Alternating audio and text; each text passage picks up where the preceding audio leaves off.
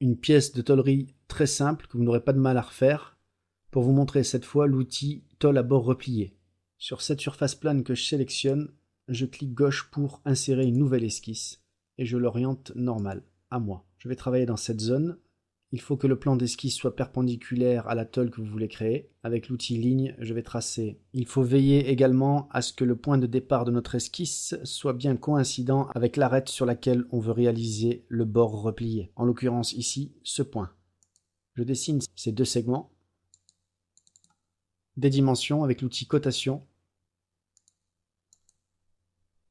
10 mm.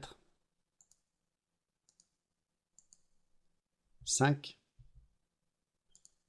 Et un angle de 135. Ça a l'air pas mal. Je valide l'esquisse. Je peux maintenant sélectionner l'outil tôle à bord replié et je viens lui pointer l'esquisse que je viens de réaliser.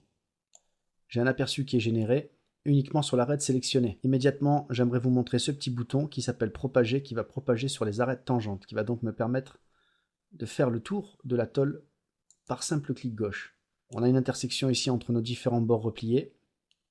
Toutes les arêtes qui ont été sélectionnées grâce à la propagation sont listées ici dans la boîte de sélection. Je vais laisser le rayon par défaut qui est fixé ici à 10 mm. On retrouve les options de position de la tôle pliée, intérieur, extérieur et tout à l'extérieur, pli plus bord. En étant ici à l'intérieur, il va falloir donc ajuster pour enlever les morceaux superflus comme on a vu lors de la vidéo précédente. Donc il faudra cliquer sur ajuster les plis de côté. La case intervalle ici correspond à la distance que vous voulez entre les deux bords. Donc si je zoome sur la zone et que je passe ici à 1 mm, vous allez voir que le décalage est plus important. D'autres options ici, décalage de départ et d'arrivée. On peut fixer une distance pour que la tôle à bord replié ne démarre pas depuis le plan d'esquisse mais après. Donc il suffit de fixer ici une cote. On va mettre par exemple 10 mm et pour l'arrivée on veut que ça s'arrête à 20 mm. Si je clique dans le vide, vous avez l'actualisation de votre aperçu. On voit bien que la tôle à bord replié démarre à 10 mm et s'arrête 20 mm avant la fin. Donc je voulais vous le montrer, mais je préfère qu'elle occupe tout l'espace, donc je vais remettre 0 dans les deux cases. Je rétracte cette boîte de décalage pour ouvrir la zone de pliage personnalisée.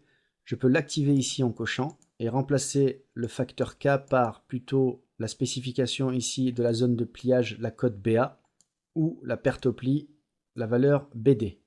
Donc je peux laisser le facteur K au maximum pour le moment, ce qui correspondait à la valeur par défaut. Je peux donc décocher tout simplement et je valide ma tôle à bord replié. Voilà le résultat, avec l'ajustement qui a bien été pris en compte.